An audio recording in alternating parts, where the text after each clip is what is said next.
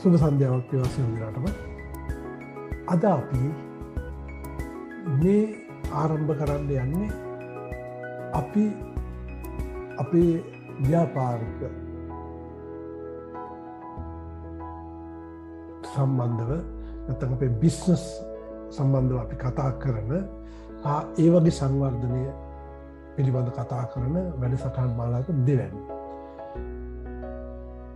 අපි මේ වැඩසටහනේ නැත්තම් මේ අපි කතා කරන සාමූහික අධ්‍යයන අවකාශය අරමුණ තමයි වඩාත් හොඳ තිරසර ලෝකයක් තුළ ව්‍යාපාර හෝ නැත්තම් අපේ ඉතුරු දේවල් කටයුතු කරන්න පුළුවන් වාතාවරණයක් හදා ගැනීම. දන්නවනේ තිරසර කියපුවාම ඒ කියන්නේ ඒකට ඕන හොඳ පරිසරයක් තියෙන්න ඕන. හොඳ සමාජයක් තියෙන්න ඕන. ඒ වගේම හොඳ ආර්ථිකයක් තියෙන්න ඕන. හොඳ ආර්ථිකයක ප්‍රධානම කාරණේ තමයි හොඳ ව්‍යාපාර. එතකොට මේ හොඳ ව්‍යාපාර හොඳ වෙන්න නම් ඒවා නිවැරදි වෙන්න ඕන සහ ගුණාත්මකව වර්ධනය වෙන්න ඕන. අපේ මේ උත්සාහය ඒ ඉලක්ක ජය ගන්න ඉතා පොඩි හෝ වෑයමක් දැකීම. අද අපි ඇත්තටම කතා කරන්න අදහස් කරන දේ තමයි අපි සේවක බලයක් අපේ ආයතන තුළ ගොඩනගාගන්නේ කොහොමද? මේ සඳහා අපි අද ආරාධනා කරලා ඉන්නවා ධර්මරාජ විද්‍යාලය ආදි ශිෂ්‍ය, ඒ වගේම ලන්ඩන් මෙට්‍රොපොලිටන් කොලෙජ් හි ව්‍යාපාර පරිපාලනය සම්බන්ධ උපාධිධරයෙක් වන, ඒ වගේම ලංකාවේ ප්‍රධාන පෙළේ ආයතන වල අවුරුදු 30කට වඩා වැඩි සේවා කාලය තුළ සම්මානයට හා ගෞරවයට පාත්‍ර වන අය වෙන ඔහුගේ කාර්යභාරය ඉෂ්ට කරමින් තමගේ වෘත්තීය අභිවෘද්ධිය සමෘද්ධිය මට්ටමේ ඉහළට පැමිණලා අද සොෆ්ට්ලොජික් ඉන්ෂුරන්ස් සමාගමේ නියෝජ්‍ය සාමාන්‍යාධිකාරීවරයා ලෙසින් කටයුතු කරන නිශාන්ත බණ්ඩාර සේනානායක. ඔබතුමාව ඉතාම ගෞරවයෙන් සහ ආදරයෙන් අපේ මේ වැඩසටහනට පිළිගන්නවා. ඒ වගේම මම මේක අවස්ථාවක් කරගන්නවා අද අපිත් එක්ක සහභාගී වෙලා ඉන්න සියලුම දෙනාවත් ගෞරවනීය ආදරණීයව පිළිගන්නවා. හොඳයි. අපි කෙලින්ම අපේ වැඩසටහන ඉදිරියට අරගෙන යන්න මම මුලින්ම දැනගන්න කැමති නිශාන්ත බණ්ඩාර මහත්තයාගෙන් සේවයයි සේවකයයි කියන්නේ කවුද? ඒක ඇත්තටම මේ න්‍යායික නෙමෙයි. ඊටම කෙටියෙන් කාටද මේ සේවකයයි සේවයයි කියලා කියන්නේ? පාරය ක්‍රියාත්මක කරන පුද්ගලයා තමයි සේවකයා කියන්නේ.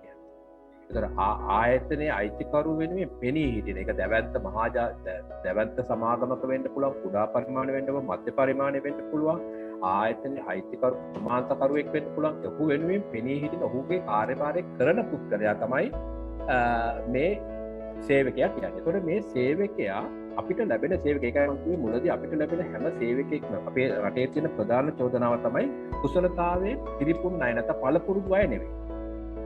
ඒකට අපිට තියෙන ප්‍රධාන මම දකින ප්‍රධාන වාසියත් ඒකයි. ඒකට අපිට ලැබෙන්නේ බොහොම පිරිපුන් බොහොම අර සාමාන්‍යයෙන් කියනවා මැටි ගොඩක් වගේ පුද්ගලයෙක්. ඒකට ඒක අලගන්නනවා අඩු සාල දරුමක් අපි ඔහුට ලබා දෙනවා. ඇයි ඒ ඔහුගේ කුසලතාවය වර්ධනය කරන්නේ? ඒ මොකටද? අපේ ව්‍යාපාරය පවත්වාගෙන යන අපේ කොටස්කරුවා මොහුයි.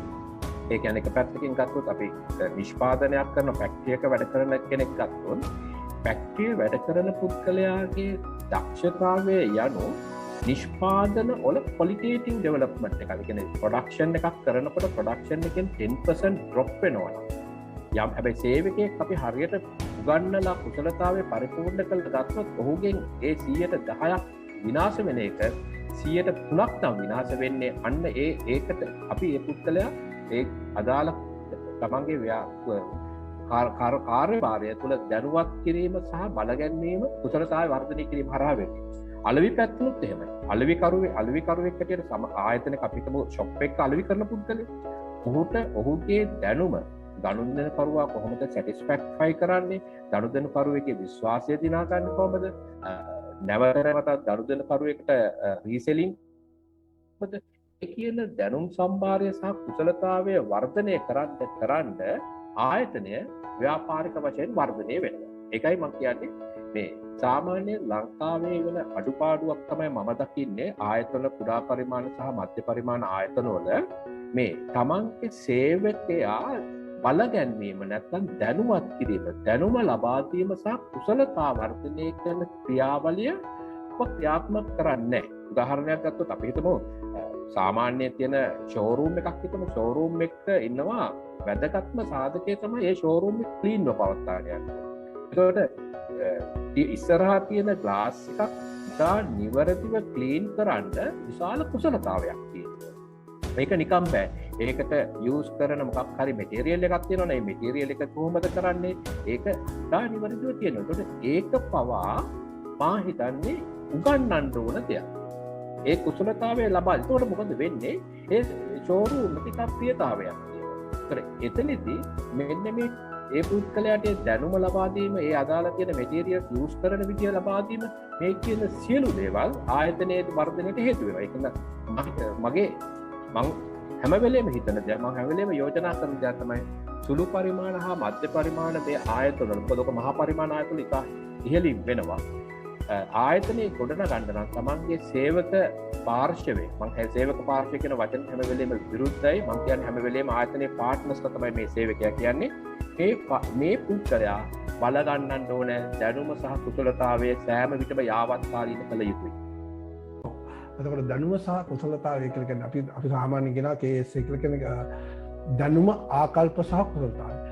මට හිතෙනවා මෙහෙම දෙයක් නිශාන්ත මහත්තයා. ඒ තමයි අද අපේ අපි දකිනවා මේ ඔය කියන කාර්ය කරගෙන යනකොට අපිට තියෙන තමයි සේවක සහ සම්බන්ධතාව කියන එක. ඊළඟ දේ තමයි අද අපි අර මුලින්ම කියනවා වගේ අපි මේ යම් කිසි වෘත්තියක් කරනවා. ඒ අපට මාර්ග දෙකක් තියෙනවා. එකක් වෘත්තීය මම්පතේ ඉහළට යෑම කියන එක. ඒකත් අපට අදාළයි. ඒ වගේම මේ සමාජීය පුද්ගලයෙක් විදිහට මොහු කොයිතරම් නිවැරදි පුද්ගලයෙක් වෙනවද කියලා. එතකොට දැනුම කුසලතාවය වගේම ආකල්පමය හා වටිනාකම. මෙතන මේ ආකල්පමය හා වටිනාකම් වල බලපෑම කොහොමද වෙන්නේ? මේ අපි අර කිව්වනේ දැන් අපි සම්පතක් කියලා. ඒ සම්පතක් වෙන්න ආකල්පමය හා ඒ පුද්ගලයා තුළ ඇති වටිනාකම් වැඩි වෙනම බලපාන්නේ නැද්ද යාන? තාමත් හොඳ වචනයක් වසන්ත මහත්තයා මේ ආවේ ඔය ආකල්ප කියන එක, ඇටිටියුඩ් කියන වචනය හැම ආයතනයකම සේවකයා කියන පුද්ගලයාගේ හාම්පුතා විසින් දකින දේ තමයි මේ සුභවාදී ආකල්ප අඩුයි කියන දේ. හැබැයි මේ ආකල්ප ගොඩනැගෙන්නේ කොහොමද කියලා ගත්තොත් ආකල්ප කියන එක ගොඩනැගෙන්නේ මා හිතන විදිහට මේ දැනුම සහ කුසලතාවයේ වර්ධනය කිරීම තුල. ඒ කියන්නේ උදාහරණයක් අර ඉස්සෙල්ලා උදාහරණ ගත්තොත් මොප් කරන පුද්ගලයා නැත්නම් ග්ලාස් එක හරියට සුද්ධ කරන පුද්ගලයාගේ ඒ දැනුම හරියට ලබා දුන්නොත් ඔහුට ඒකේ තියෙන වටිනාකම තේරුම් කරලා දුන්නා. ඇයි ඔබ තමයි key person. ඒ කියන්නේ මේ ආයතනය මිනිස්සෙකුට ඉතා ප්‍රියමනාපව තියෙන්න නම් ඔබ කරන කාර්යභාරය ඉතා වටිනවා. ඒක නිසයි මම ඔබට මේක උගන්වන්නේ. දූවිලි පොඩ්ඩක් නැහැ. ග්ලාස් එක හරි ලස්සනට තියෙනවා. එන්ට්‍රන්ස් එක ඉතාමත් ක්ලීන්ව තියෙනවා. එතකොට ඔහුට එනවා ආකල්පයක් මේක මට හරියට මේක කරන්න දැනුම ලබා දීලා තියෙනවා. ඇයි මේක කරන්නේ කියලා දන්නවා. ඒකට අවශ්‍ය භාණ්ඩ ලබා දීලා තියෙන කුසලතාවය ඇවිල්ලා තියෙනවා. එතකොට ඔහුට ආකල්පයක් ඇති වෙනවා මම මේ ආයතනයේ සමස්ත පිරිසුදු භාවය රකින්න පුද්ගලයෙක්. ඒතර ඒ ආකල්පේ නිකන් ලැබෙන්නේ නැහැ. දැන් අපි සේවකයෙකුට කතා කරලා කිව්වට නැත්නම් අපි ක්ලීනින් කෙනෙක් අරගෙන ලේබර් කෙනෙක් අරගෙන මේක සුද්ධ කරන්න කිව්වට ඔහුගේ ජොබ් එකක් කරයි. නමුත් ඇයි ඔහු ඒක කරන්නේ කියලා දන්නේ නැහැ. දැන් අපි සේවකයොත් එක්ක වැඩ කරනකොට තියෙන ප්‍රධානම ප්‍රශ්නේ ඒ සේවකයාට තේරුම් කරලා දෙන්න ඕන ඔබේ වටිනාකම මොකක්ද? ඔබ කරන කාර්යභාරය මොකක්ද? කර්මාන්තකේ ඉන්න මැෂින් එක වැඩ කරන පුද්ගලයා කාර්යභාරය වෙන්න ඕනේ මේ මැෂින් එකේ අවුට්පුට් එක. නැත්නම් නිෂ්පාදනයක් කරනවා නම් ඒ නිෂ්පාදනයේ ක්වොලිටේටිව් ඩෙවලොප්මන්ට් එක. කියන්නේ එහි ප්‍රතික්ෂේප වීම අවම ප්‍රමාණයක් වුණොත් තමයි ඔබ වටින්නේ. ඒතර මේ ඔබ කොතරම් මේ ආයතනයට වටිනවාද කියන පණිවිඩය තමයි ඒ දැනුවත් කිරීම තමයි ඔහුගේ ආකල්පය වෙන්නේ. ඒතර ඒ ආකල්පය ඔහු කොච්චර වටිනවද කියන ආකල්පය මත තමයි ඔහු ගනුදෙනු කරුවා වෙන්න පුළුවන්, නිෂ්පාදන ක්‍රියාවලියට වෙන්න පුළුවන්, HR ෆන්ක්ෂන් එකේදී වෙන්න පුළුවන්, ගිණුම්කරණයේදී වෙන්න පුළුවන් ඔහු වැඩ කරන්නේ. ඒතර ආකල්ප කියන එක නිකන් ගොඩ නැගෙන දෙයක් නෙවෙයි. ආකල්ප නිකන් උත්පත්යෙන් එන ආකල්ප එහෙම යම් ප්‍රමාණයක් තියෙනවා. නමුත් ආකල්ප කියන එක වර්ධනය කරන්න ඕනේ.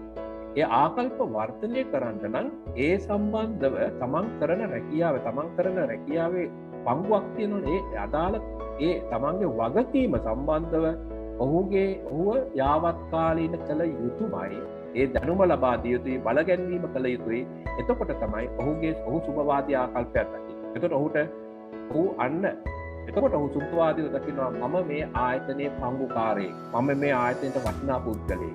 මෙන්න මේ தත්ත්වය ආයතනයට වටින හින්දානේ උගන්වන්නේ, ආයතනයේ වටින හින්දානේ කුසලතාවය වර්ධනය කරන්නේ, ආයතනයට වටින හින්දානේ කියා දෙන්නේ.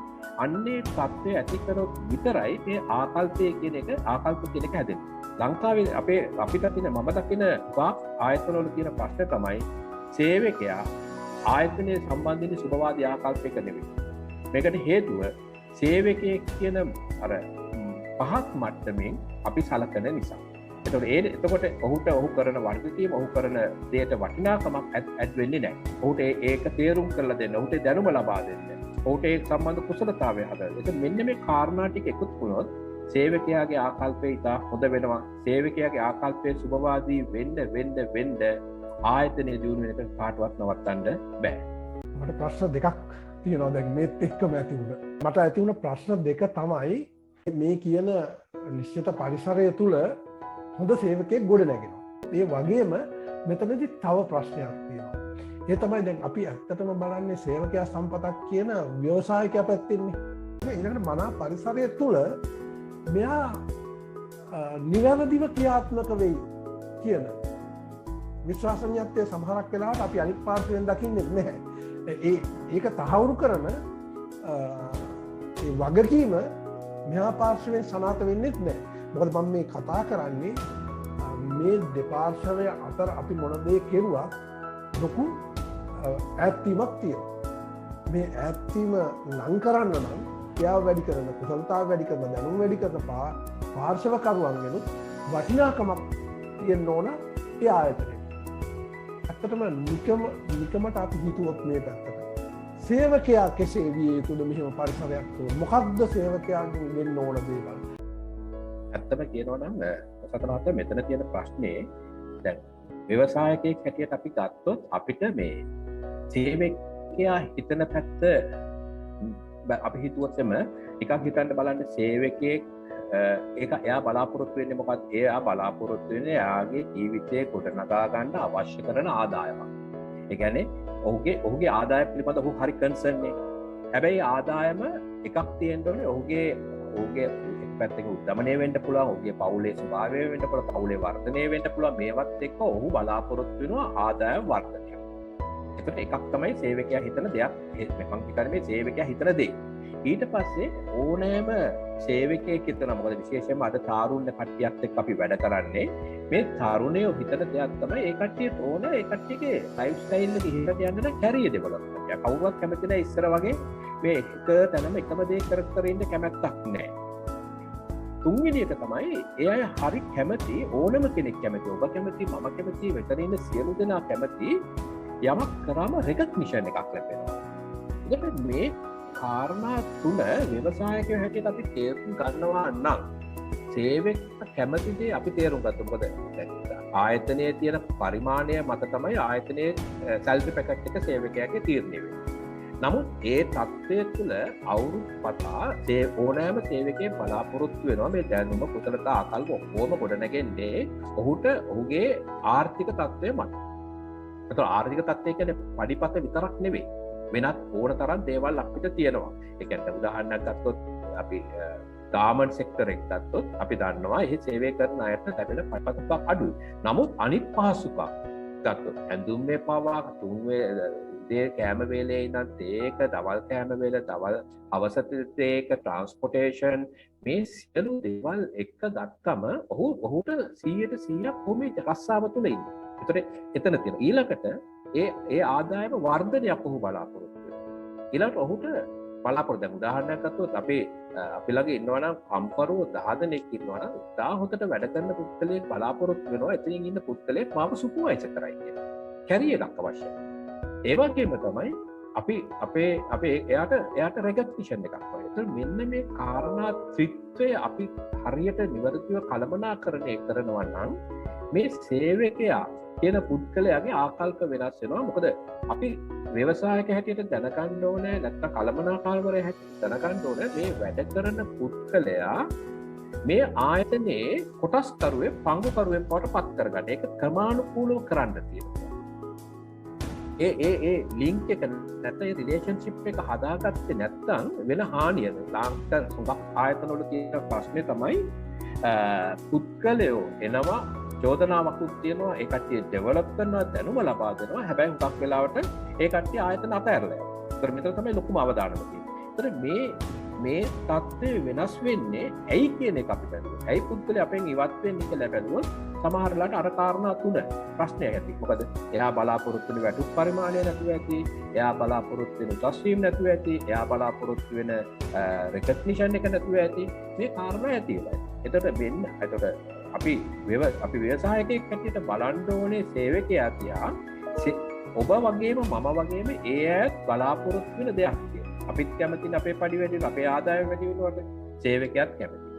අපිත් කැමති අපිට තනතුරු ලැබෙනවට අපේ ව්‍යාපාරය මෙතනින් ඉහළට යනවට ඔහුත් කැමතියි. අපිටත් කවුරුේ හොඳ කියනවට අප්පුඩියක් ගන්නවට කැමතියි ඔහුත් කැමතියි. ඒතර මෙන්න මේ කාරණා ත්‍රිත්වයට අපි අර ඇඩ්‍රස් කරන්න පුළුවන් නම් අර සේවකයා හිතන දේ අපි හිතන දේත් එක්ක පැරලල් යනවා. එතකොට මම හිතන්නේ සේවකයා තෘප්තිමත් ඒ හරහා අපිට තෘප්තිමත් සේවකයෙක් ගොඩනැගෙනවා. මේක කියද්දි මට මතක් වෙන එක දෙයක් තමයි අපි දැන් පිළිගැනීමක් ගැන කතා කරනවා. සේවකයෙක් අපි කියනවා රෙකග්නිෂන් එකක් තියෙන්න ඕන, එයාව පිළිගන්න ඕන, එයාව අගය කිරීමක් ලක් කරන්න ඕන. ඊට පස්සේ ඇත්තටම තවත් මේකේ තියෙන දෙයක් තමයි මේ සේවකින් අපි එතකොට මේක මනින ක්‍රමයක් ඕන. අපි කොහොමද අපේ කාර්ය සාධනය මනින්නේ කියලා විදියක් තියෙනවා. අපිත් එක්ක මේ සම්බන්ධ වෙලා ඉන්න බොහෝ දෙනෙක් ඊළඟට අපි මේක අහන බොහෝ දෙනෙක් මේකෙන් පස්සේ මේකත් එක්ක සම්බන්ධ වෙන බොහෝ දෙනෙකුත් මේවා නැවත බලන්න නියමිතයි. ඒ අයට ඇත්තටම මේක ලොකු දැනුමක් වෙයි. මොකද හේතුව පොඩි ආයතනයකට මේ KPI කියන එක ඇප්ලයි කරන්න පුළුවන්. නැත්නම් මේ කාර්ය අගය කිරීමට අවශ්‍ය මූලික සාධකය වන මේ කාර්ය දර්ශකයක් අපට ඕන වෙනවනේ. මේ කාර්ය දර්ශකයක් පොඩි ආයතනයකට පොඩි පරිමාණයකට මේක අපිට පුළුවන්ද මේක මේ අනුගත කරගන්න.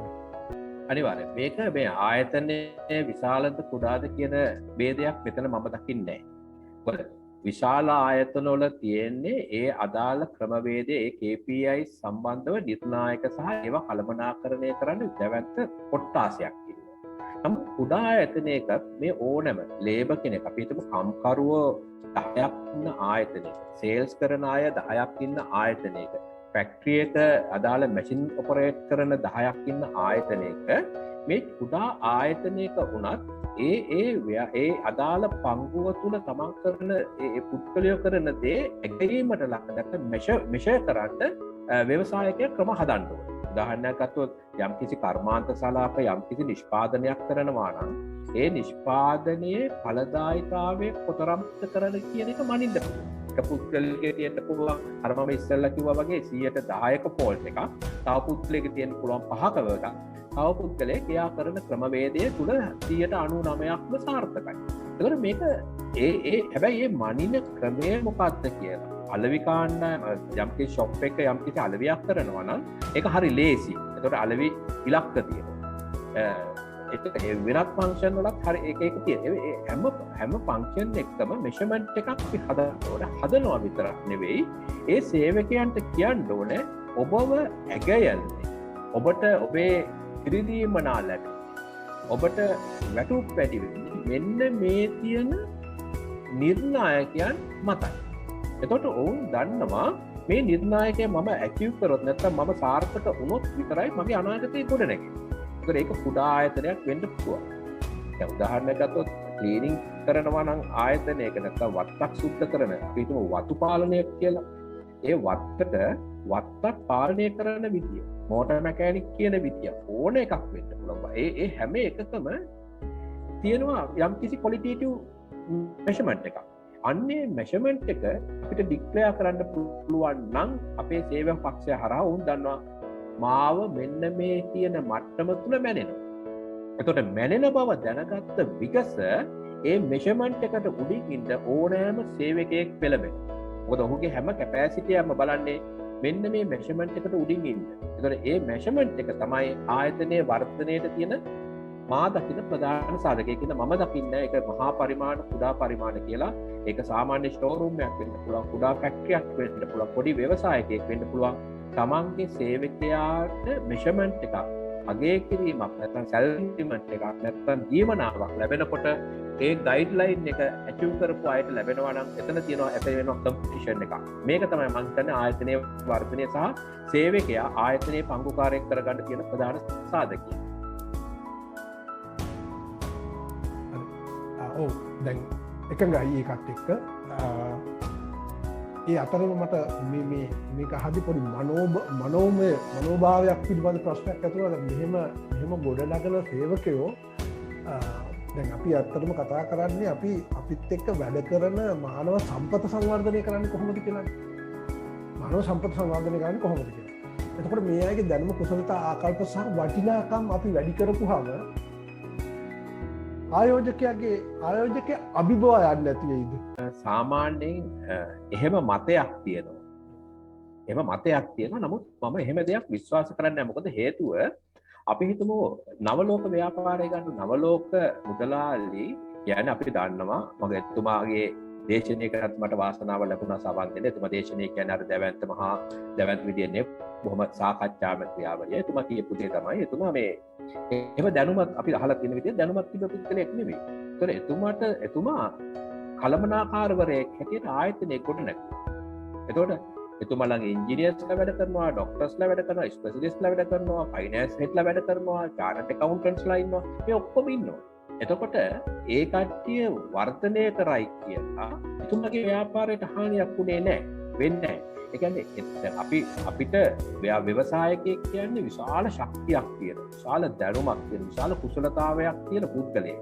එයා එක පුද්ගලයෙක් ඔහුගේ මහන්සියෙන් ඇවිල්ලා අද 100ක වැඩ කරන ආයතනයක් ගොඩනගපු පුද්ගලයෙක් කියන්නේ දැක්මක් තියෙන කළමනාකාර හැකියාවක් තියෙන පුද්ගලයෙක්.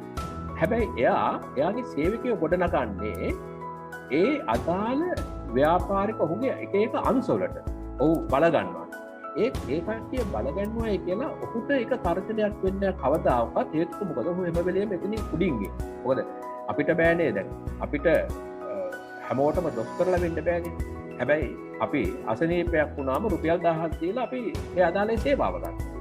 ඒ වගේ තමයි මෙතන තියෙන්නේ. ඒ කට්ටිය බලගන්නවා කියලා කවදාකවත් මේ පුද්ගලයාට හානියක් හෝ ඒක තර්ජනයක් වෙන්නේ නැහැ.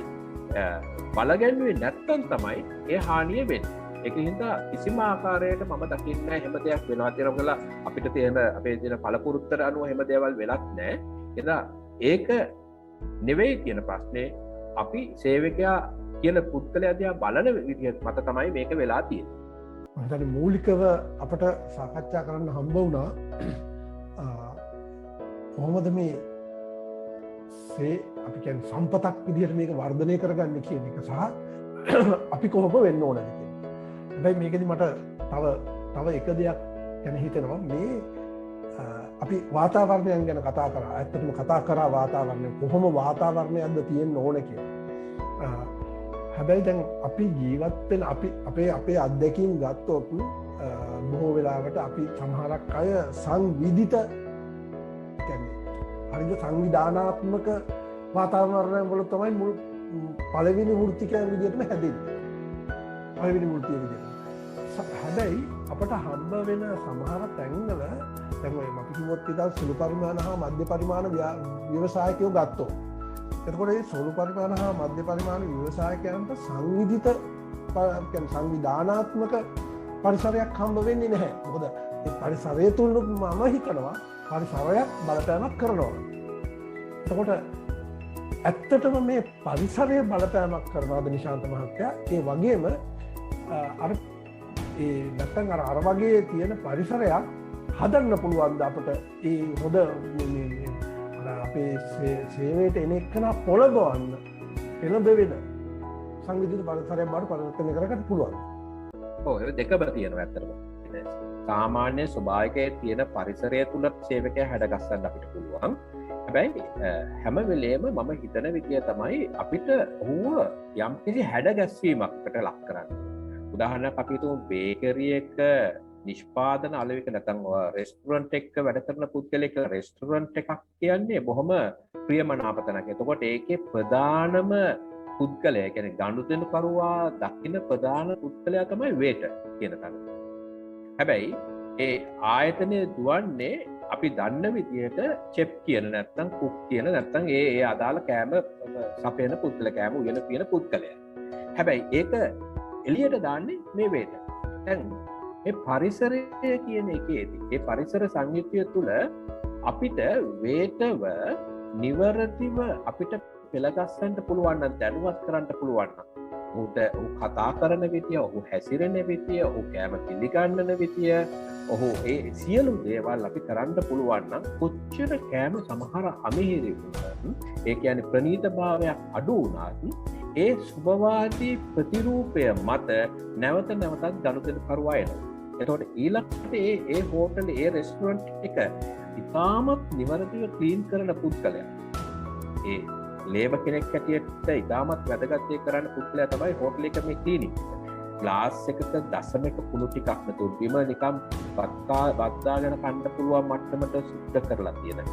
වතුර වීදුරුවක් ගත්තම වීදුරුව බොම මේ මට්ටමට තියෙනවා නම් එතකොට මේ තියෙන අපිට ලැබිලා තියෙන පරිසරය නිර්මාණය කරනවා බොහොම සුබවාදී තැනක.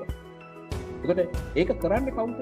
මේ දැනුවත්භාවය තුල සේවකයා. එතකොට අපි ගත්තොත් චෙප් අපිට අර මේ ගනුදෙනුකරුවාට පේන්නේ නැහැ. ඒ කෑම පිළියෙල කරන විදිය පේන්නේ නැහැ. නමුත් අවසාන නිෂ්පාදනය තමයි පේන්නේ. එතකොට ඒ පරිසරය ගොඩනගා ගැනීම තමයි ගොඩනැගීම තමයි සේවකයා. එතකොට සේවකයාට ඒක වෙන්නේ ඔහු ඉතා සුබවාදී තැනක වැඩ කරන්නේ. බොහොම සුන්දර තැනක වැඩ කරන්නේ. එතකොට මේ පරිසරය, බාහිර පරිසරය කියන එක ඉතාමත් වැදගත් වෙනවා. ඒක නිර්මාණයක් අවංකව.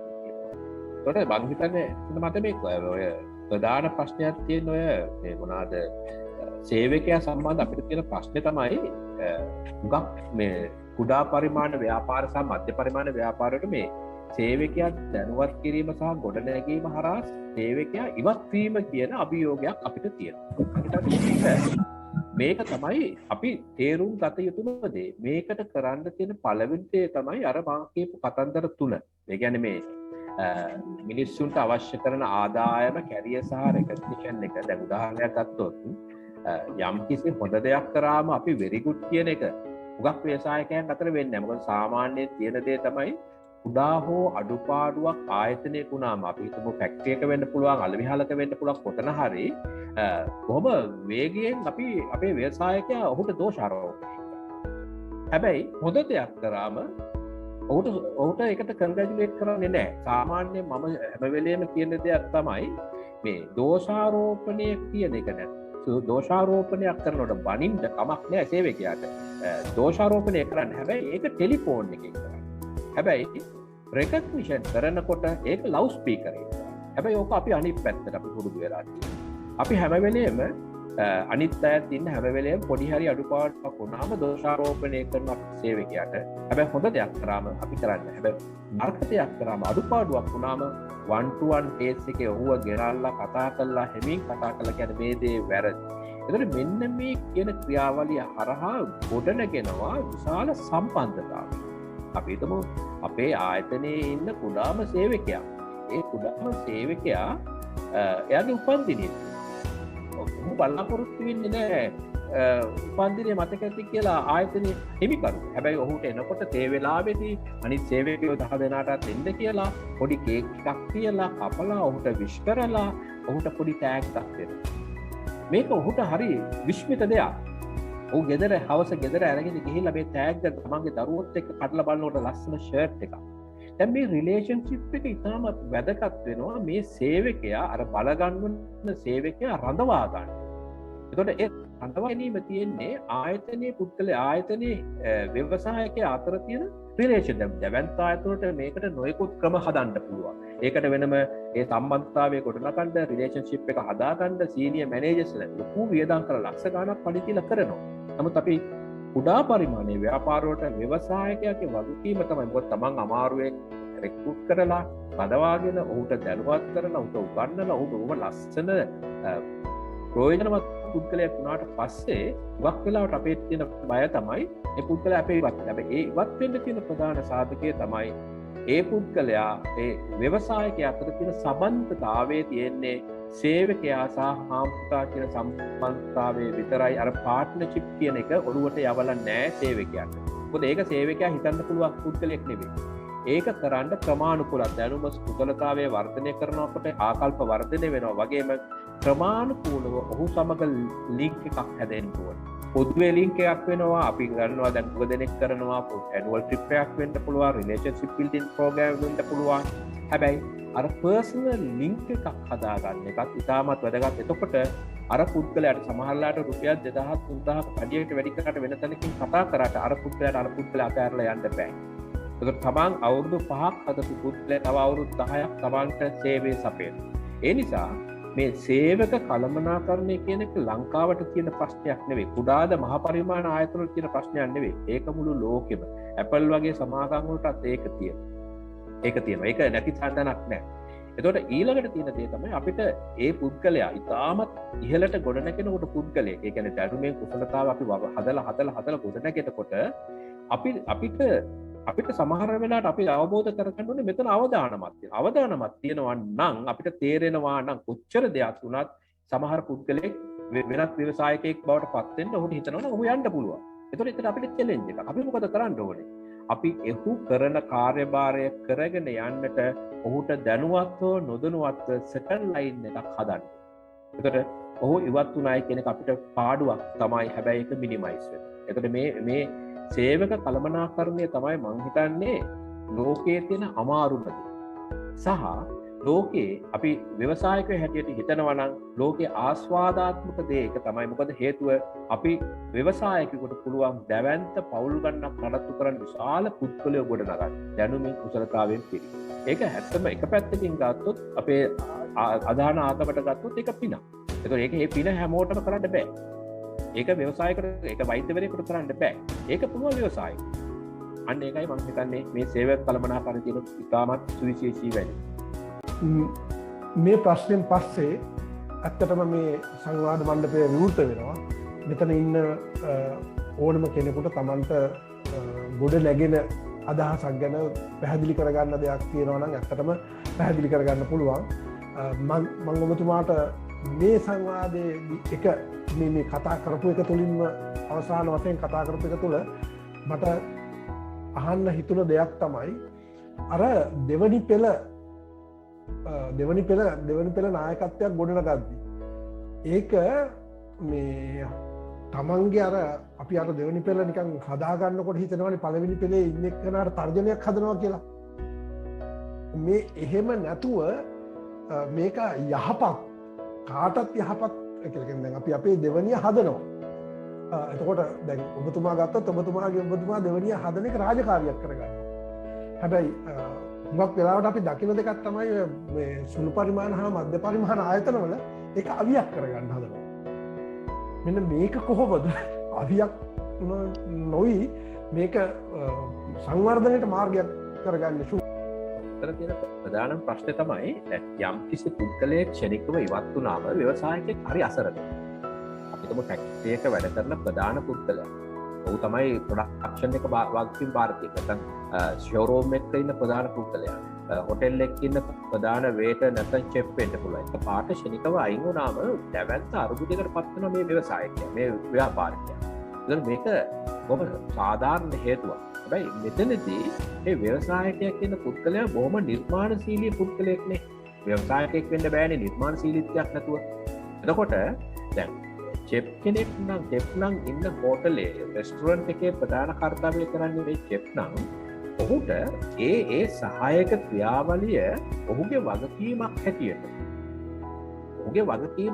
ඒ සහායකයා ගොඩනගන්න ඔහුට ලබා දෙන්න ඕන. මොකද හැම වෙලේම එතන අවදානමක් තියෙනවා. ඒ අවදානම ෂෙයා වෙන එක ඔහුත් දන්නවා, චෙෆ්ත් දන්නවා. එතකොට ඒ වගේම තමයි අලවි ෂෝරූම් එක ගත්තොත් ෂෝරූම් එක හොතටම සේල්ස් කරන පුද්ගලයා ඔහුට වගකීම බාර දෙන්න ඕන. ඔබ මේ ආයතනයේ ඉන්න හොඳම සේවකයා නැත්නම් හොඳම අලවිකරු. මම ඔබට බාර දෙනවා මේ පුද්ගලයාව. මෙයාව ගොඩනගන්න. ඔබගේ වගකීම.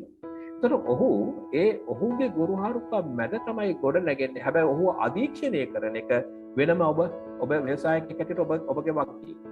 එතකොට ඒක මේ දෙවන පෙළ ගොඩනගනවා කියන්නේ නිර්මාණශීලී ක්‍රියාවලියක්. ඒක මේ රාජකාරීමය ක්‍රියාවලියක් නෙවෙයි. ඇත්තටම මේක නිර්මාණයක්. ඒ නිර්මාණය කරනකොට සමහර වෙලාවට ඒ සේවකයා දන්නවා මොකක් හරි මෙහෙම දෙයක් වුණාම රයිට් මෙතන හදලා තියෙනවා. ඒක අපි කවුරු හරි කරේ නැත. මොකද හැම සේවකයාටම සෙකන්ඩ් මේ පෙළක් දෙවන පෙළක් හදන්න අවශ්‍යතාවයක් නැහැ. අවදානම වැඩිම තැන ආයතනයේ ව්‍යවසායකයා හඳුනාගෙන ඕනෑම මොහොතක මේ සුළු පරිමාණ ආයතන වලට තියෙන ප්‍රශ්නේ තමයි මේ හිටපු ගම පුද්ගලයෝ නවතින. ඒකේ ප්‍රධාන හේතුව මම නම් දකින්නේ අර ව්‍යවසායකයා සහ වෘත්තිකයා සහ මේ සේවකයා අතර තියෙන රිලේෂන්ෂිප් එකේ තියෙන ගැටලුව. ඒක ක්‍රමානුකූලව ගොඩනගන්න ඕනේ. හැබැයි ඒක ක්‍රමානුකූලව ගොඩනගා ගත්තත් ඒ අවදානම තියෙනවා හැම තැනකම. ෆැක්ටරියේ තියෙනවා, සේල්ස් සෙන්ටර් එකේ තියෙනවා, හැම ෆයිනෑන්ස් සෙක්ටර් එකේ තියෙනවා. එතකොට ඒ කරන ක්‍රියාවලිය ඒ අවදානම 100% අපිට අයින් කරන්න බෑ. හැබැයි ඒක මිනිමයිස් කරන්න ඒක නිර්මාණශීලීව ඒ පුද්ගලයා ගොඩනගන්න ඕනේ. මම සාමාන්‍යයෙන් දකින වඩා හොඳම ක්‍රමය තමයි එය ඔහුගේම නිර්මාණයක්. ඒ අදාළ ප්‍රධාන සේවකයාගේ නිර්මාණයක් හැටියටම ගොඩනගන්න පුළුවන් නම් එක ක්‍රමයක්. හරි, මම හිතන්නේ ඔබතුමා ඒ අවසාන කරපු තැන හරි. අපි මේක ඇත්තටම විවෘත කරමු. මේ ඕන කෙනෙකුට අපෙන් දැන් නිශාන්ත මහත්තයාගෙන් අහන්න මොනවා හරි තියෙනවා නම් අහන්න. ඇත්තටම කියනවා නම් එදිනෙදා තියෙන ගැටලු තමයි කාලයක් තිස්සේ තියෙන ගැටලු නෙමෙයි සමහර වෙලාවට අපේ ආයතනවල තියෙන්නේ. ඒක එදා හම්බෙන වැරදි වලට ඉතින් අර ඔබතුමාගේ විදිහට මමත් ඉතින් පොඩ්ඩක් ඒගොල්ලන්ට බැනලා කතා කරනවා. නැත්තම් මොකද ඒගොල්ලෝ ඒකම ආපහු කරන හින්දා. ඒක අද උදේ කිව්වොත් හෙට උදේ සමහර වෙලාවට අපි නොකිය හිටියොත් අර රිමයින්ඩ් එකක් දුන්නේ නැත්නම් ආපහු පහවදා උදේ ඒකම කරන්න try කරනවා. ඒ ප්‍රශ්න තමයි තියෙන. අර කාලයක් තිස්සේ නේව නෙමෙයි. ඒ දවසින් දවස ඒගොල්ලෝ අර පොඩි කියන්නේ අපි කියන දේ ගැන අප්ඩේට් වෙන්නේ නැති එක වගේ ප්‍රශ්න ටිකක් තියෙනවා ඉතින් ආයතනවල. අපේ ආයතනෙත් එහෙම තියෙනවා. නමුත් ඔබතුමා කියපු ටික නම් මට ඉතින් තේරුණා. බොහොම ස්තුතියි. ඕක තමයි මම හිතන්නේ අපිට තියෙන ප්‍රධාන ප්‍රශ්නය. දැන් අපි පුද්ගලයෙක් දැක්කේ අතර ව්‍යවසායක හැටියට ව්‍යාපාරික හැටියට අපි පුද්ගලයෙක්ගේ යම් කිසි අඩුපාඩුවක් දැක්කේ ගමන් අපි රියැක්ට් කරනවා. ඒක ස්වභාවික දෙයක්. ඒක සාමාන්‍යයෙන් අර කොච්චර කිව්වත් අපිට ඒක වළක්වා ගන්න බෑ. ඒක ස්වභාවික දෙයක්. හැබැයි අපි පොඩ්ඩක් අපි හිතන්න ඕනේ මේ සේවකයා සම්පතක් නම් මේ පුද්ගලයාගේ මේ වැරද්ද රිපීටඩ් වෙනවා නම් නැවත නැවතත් වෙනවා නම් එතන තියෙන මොකක් හරි අඩුපාඩුවක් එනවා. ඉතින් ඒ පුද්ගලයා මම යෝජනා කරන්නේ ඒ පුද්ගලයා අර 1-to-1 බේස් එකේ කතා කරලා ඔහුට මේ ප්‍රශ්නේ තේරුම් කළා මේ ප්‍රශ්නෙන් වෙන හානිය තේරුම් කළා ඒකට විකල්ප විසඳුම තේරුම් කරලා ඔහුව නිවර්දිව මේ දැනුවත්භාවය තුල ඔහුව කළමනාකරණය කර ගැනීම තමයි අපි මම හිතන්නේ වඩා හොඳ ක්‍රමය. පොද සාමාන්‍යයෙන් අර අපි සාමාන්‍ය වචනයෙන් කියනවා නම් අපි දොස් කිව්වම ඒක මිනිස්සුන්ට ඕන කෙනෙකුට දරා ගන්න අමාරුයි. එතකොට ඔහු වැරද්ද මොකද්ද කියලා සමහරලාට දන්නෙත් නැහැ. වැරද්ද දැනගත්තත් ඒක අර ලොක්කා ඉතින් අර සාමාන්‍ය වචනයෙන් ඔය පොඩි දෙයක් තිබ්බත් මේ කෑ ගහනවානේ කියන තැනට එනවා. ඒක පැටර්න් එකක් වෙනවා. නැත්නම් ඒක සාමාන්‍ය දෙයක් බවට පත් වෙනවා. ඒක නිසා මම හැම වෙලේම යෝජනා කරන දෙයක් තමයි අර දොස් කියනකොට හැම වෙලේම කොහොම පැහැදිලිව තේරුම් කරලා දීලා බනිනවා නම් බනින්න ඕනේ කරන්න ඕනේ සාධාරණයි. හැබැයි ඒක 1-to-1 බේස් එකේ කළ යුතුයි. හැබැයි අපි නොකරන ප්‍රධාන දේ තමයි ඇප්‍රීසියේෂන්. ඒ කියන්නේ යම් කිසි හොඳ දෙයක් කරාම පොදුවේ අර මම එකයි කිව්වේ ලවුඩ් ස්පීකරයෙන් එක කරන්න පුළුවන්. ඒ වගේ පොදුවේ ඒ හොඳ දේ සම්බන්ධව ඔහුට ප්‍රශංසා කළ යුතුයි. ඔය කාරණා දෙක. හොඳ දේවල් වලට ප්‍රශංසා කරන්න ඒ හොඳ දේ කරන්න මිනිස්සු පෙළඹෙනවා. තමන්ගේ සේවකයෝ පෙළඹෙනවා. වැරදි අඩු වෙනවා. ඒතකොට ඒකත් එක ස්ට්‍රැටජි එකක් අර සේවක කළමනාකරණය. රයිට් අර කතා කරපු දේවල් thank you very much අපි ගොඩක් දේවල් ඉගෙන ගත්තද ඔතනදී අපි හිතමු අපේ ආයතනයේ අපි වැඩ කරන තැන හොඳටම perform කරන කෙනෙක් ඉන්නවා.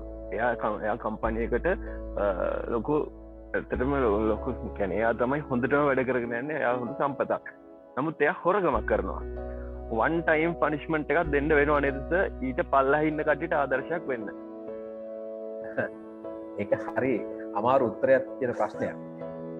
දැන් ඒ පුද්ගලයා සාමාන්‍යයෙන් මතක තියාගන්න ඕනේ අපි මේ අර කියනවනේ පිටක් හොදන එක්කෙනාගෙන් පිටක් කැඩෙන්නේ.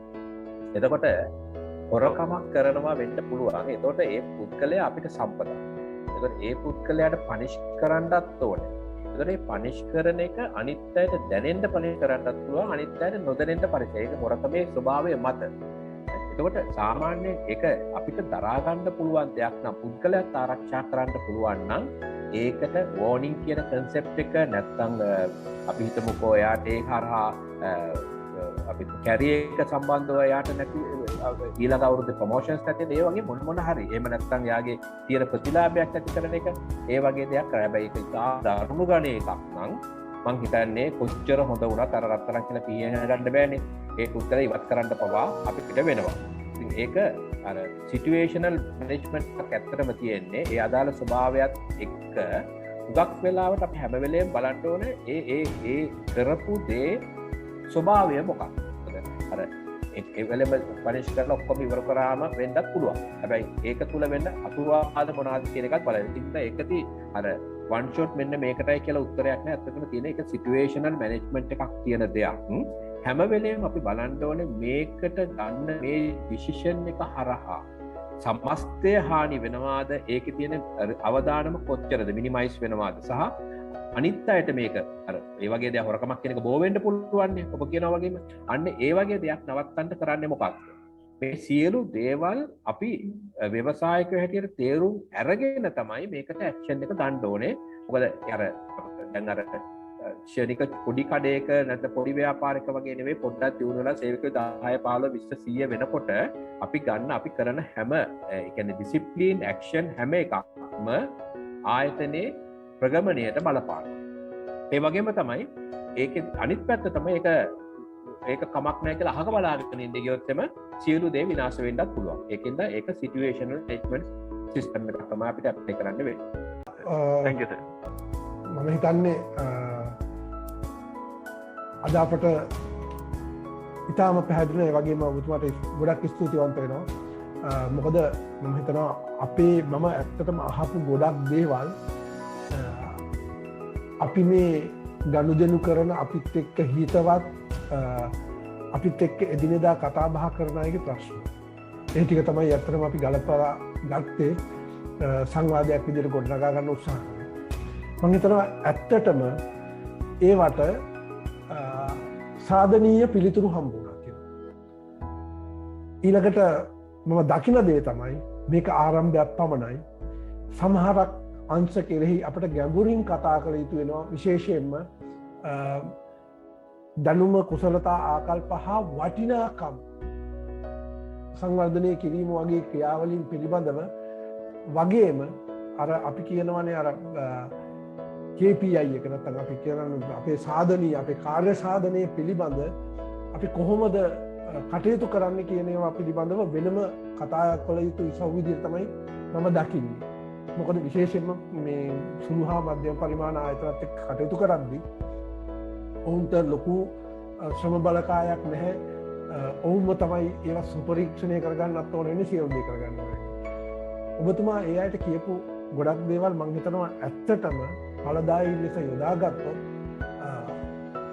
මේ සේව්‍ය හොඳ සුහදතාවය ගොඩනගා ගැනීම තමන්ගේ අපේක්ෂිත මූල්‍ය හා සංවර්ධන ලක්ෂණ වලට යන්න පුළුවන්. අපි අපේක්ෂා කරන්නේත් ඒකයි. දෙහිවින්ම ස්තුතිවන්ත වෙනවා ඔබතුමාගේ කාලයට සහ ඉවසා දරා ගැනීමට මේ තාක්ෂණික ගැටලු මැද්දේ මේක කරනකොට ටිකක් අමාරුයි. සහ පැමිණ සිටින සියලු දෙනාට. මොකද මේ ප්ලැට්ෆෝම් එක තුළ හරි අමාරුයි අපිට සමහරක් අපේ පරිපාලනයෙන් බාහිරයි තාක්ෂණික දෝෂ ඒවට මුණ දෙමින් අපි පුරුදු වෙමින් ඉන්න තාක්ෂණයක් මේක තාම. මොකද මේක ලර්නින් පොයින්ට් එකක්. මේක අපේ ලර්නින් පොයින්ට් එකක්. හෙට අපි කතා කරනවා සුනිල් රොඩ්රිගෝ මහත්තයත් එක්ක. හෙට කතා කරන්න නියමිතව තියෙන කාරණය තමයි බිඳ වැටුණු නැත්තම් අවදානමට ලක්වුණ ව්‍යාපාරයක් නැවත ස්ථානගත කරගන්නේ කොහොමද?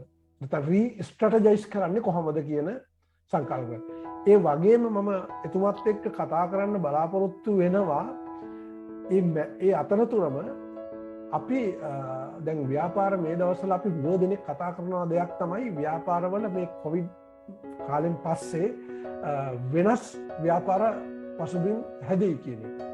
එතකොට එහෙම ව්‍යාපාර පසුබිම් හැදෙනවද සහ ඒවට ලංකාව තුළ අවස්ථාවක් තියෙනවද කියන එකත් හෙට මම එතුමත් එක්ක ඇත්තටම කතා කරන්න නියමිතයි. මම ඔබ තමුන්නාන්සේලාටත් ආරාධනා කරනවා එතුමට සවන් දෙන්න එන්න කියලා. ඒ වගේම ඔබ සියලු දෙනාට නැවතත් මම ස්තුතිවන්ත වෙනවා. ඒ වගේම ගොඩක් ස්තුතියි. හෙට හමු වෙමු. සුබ දවසක් සියලු දෙනාට. සුබ රාත්‍රියක්.